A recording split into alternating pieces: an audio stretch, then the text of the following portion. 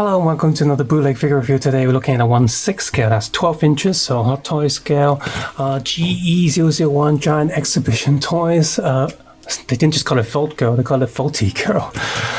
Yeah. And then Vaultie Girl scale collectile figure. Okay, let's see. Warning: choking hazard, small parts not for children under 3 years. Keep away from fire. Sure, adult assembly required. Handle with care to avoid injury from sharp points at edges.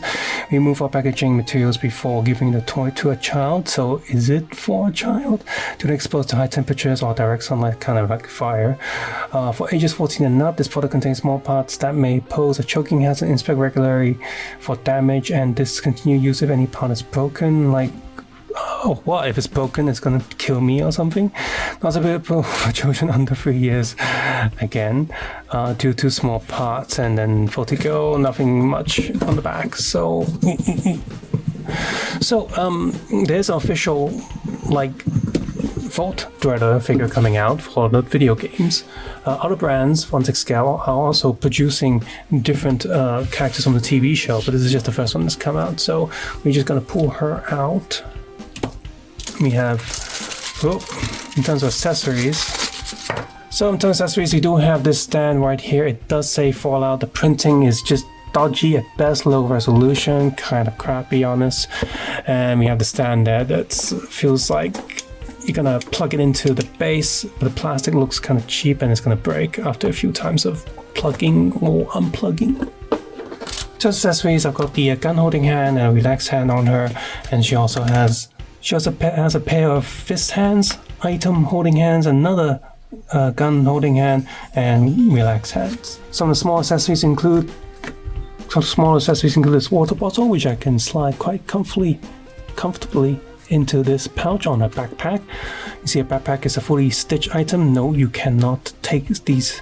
There is a pouch here that you open a little bit. I guess you can put some things in there, but this rolled up thing is stitched up pretty tight.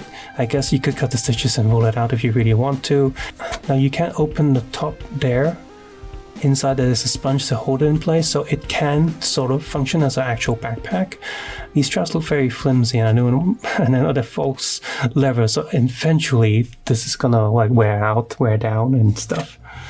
We also have this, warning here. So the actual figure has plastic hair, whereas this one has shiny nylon hair, like wig hair. So not too much on the back. But on the front, it's painted really, really well. Look at that. That's why I just said a little bit of warning. Like this, it doesn't quite look like the actor, but it's a definitely undying head that's been dead for a while. But when you go to the bottom, there's no shading or wash on the bloody bit. So that's swing and a miss. So I guess for the most part, you're just going to put it like that, upside, but you're not going to see the rest of it. But still, looks more like a Guy Gardner head, like from DC Zombies or something, than the guy from the show. It doesn't look like him at all. Two more accessories. We do have this dart gun. Now be careful with these buttons. That looks so flimsily stitched, so you definitely want to get your finger between the actual button to pull it apart. It did take a while to push the gun in and get this into the right position. So I think I've loosened the pouch a little bit. So you have the dart gun. Looks about, I guess, single silver painted. This one, as you can see, I couldn't get the button down. I guess I could just put it to the side like that, maybe. But then it doesn't do its purpose. Is that in? Yeah, that's in. So, something fell.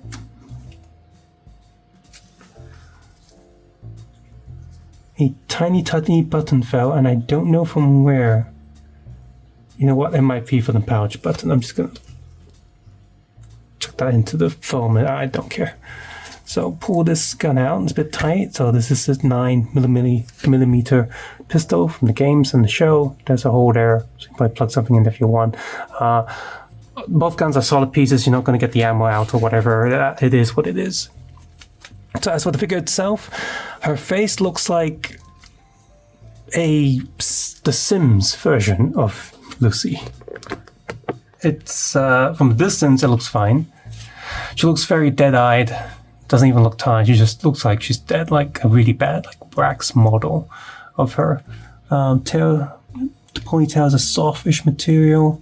So is the other hair bits of plastic. It's so weird. Like, why is this a plastic head, whereas the other one is not? I guess that's just like some accessory from a previous figure that they did, or they sourced it from somewhere. It's just like, got any chopped off heads from zombie figures? Here you go. I mean, the head itself is painted quite nicely, but it doesn't quite look like her. It just looks like the Sims version or a Kenner toy version of her face. Moving down to the suit, you do have this little piece there. There's unfortunately no wire that goes up around it.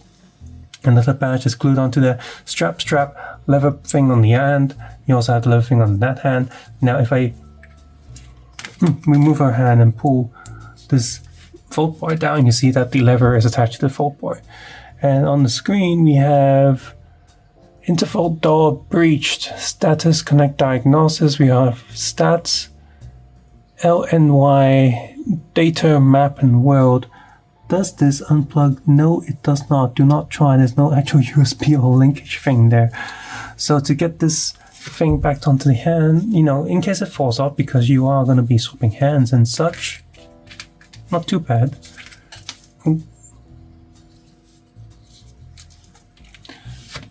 Feel the peg at the hand. That's not... Okay, that wasn't too painful or hard. Just be careful because this is very fragile plastic and you see it's already, you can push against it. So just be careful when you're replacing hands. The suit itself, the blue is nice. I like the different shadings. It's definitely weathered, so she's already been out for a while. 33 on the side there and printed on the back, but that's an ugly print. I wish it was actually stitched on or something.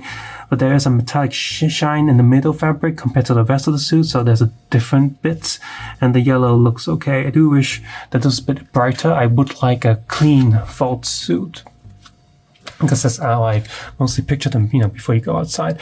Her head doesn't quite match the neck color underneath, and you can unzip this. And you can reveal a bloodied t-shirt underneath, so it's definitely been out for a while. More reason why it's not good when the inside body does not match her head. And you can see, so this is one of those generic body things. I'm thinking of replacing the body, and I did get 2 of these. Why? Because I want to 3D print my own head and put it on one of these Vault-Tec suits. Insert cosplay picture here. I'm quite happy with that, so that's what I want to do.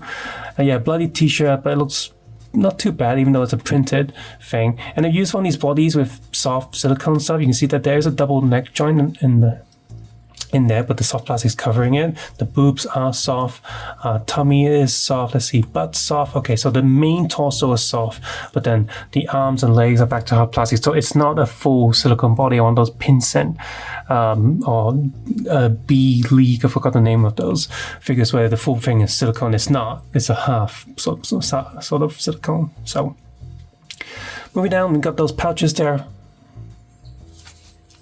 Straps on the back, straps on the leg. These are not like glued down to the suit itself, so they can move all over the place, which I guess is a good thing. Shin guards and the boots are just a single piece, so there is a joint in there somewhere, but it's going to make it harder to pose because the feet themselves don't have a joint down there. So articulation, head can move quite a bit, but does show up quite a lot. With a lot of these figures, they are using generic bodies to save on budget and money, and they just make the clothes that go on top of it, plus the head. Do wish the head's better, like Dundo. See, her shoulders do move quite far back, quite far forward, so that's good. Hand goes up, down. Where does the silicone end? Oh, right there. Okay, so up, down. Rotation here, because the suit will get in the way at some point. The elbow feels like double. Good. Rotating joint here, which is part of the top of the shoulder. Hands on the peg and swivel. So torso with the silicone body, she should be in theory be able to do more. Okay, and then back. Okay, so it's mostly the suit just getting in the way a little bit. Leg goes up quite a bit. Oh, cool! She can do the splits without the suit getting in the way. Up, knee. So you're gonna have to. Ooh. Be careful with that. That's... Yeah, so the straps are just glued onto the plastic there. The strap does go all the way around, so there's enough glue there to keep it safe somewhat, but still be careful with that. and can rotate. Yep. So let's put her in a ready for action pose. Okay, sort of. For an off-brand figure that came out relatively quickly after the show, this is decent enough for the price. It's not that expensive considering it's a 12-inch scale figure. The accessories are good enough, bare minimum, I think. The hands are okay, and you got, I guess, a few weapons. Would have been nice if we have like maybe a stim pack or that sword that's used to cut off the guy's head. Just one or two extra pieces would have been really nice.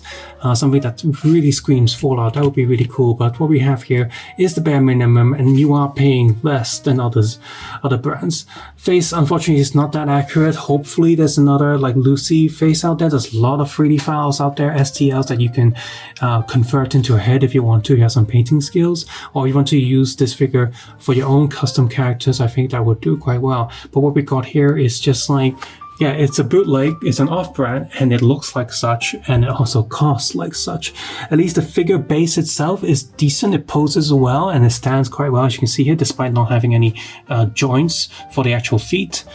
And the joints are solid, and the clothing is, just be a bit more careful with it than some of the other like clothes figures. It feels like it will wear down after a while, so look after it, I guess.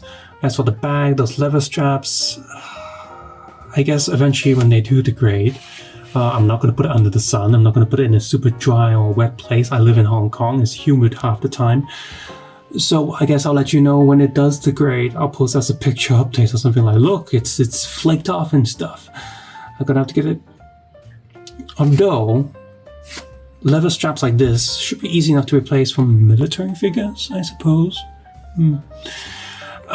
Yeah, there is a Walter Goggins Ghoul from two brands that are coming out soon, but both of them, I like the faux suit. It's iconic. It's something I really like from the show, and something I can use. It's not always going to be linked to the show, despite having the number 33 on it. I suppose I could iron my own number on the back, but I'm not going to bother getting the Walter Goggins ones. It is a little bit expensive. I'm not collecting really 1/6 scale or 12-inch figures. It's just the ones that I do have are like my favorite of the favorites. So I look forward to having these downscaled eventually. A lot of these brands do that, especially with Resident Evil figures. They've been doing that. Like different companies, they do the big ones and they do the small ones. We are getting McFarlane figures. Power Armor's up for sale, pre-order, so looking forward to the other figures as well. I'm definitely going to pick up a few more Vaultie figures if they do release that, more than one. That'll be really cool for me, again, to customize different heads and stuff. Subscribe just comment below, subscribe just comment below, because take have a nice day, and remember, war never changes.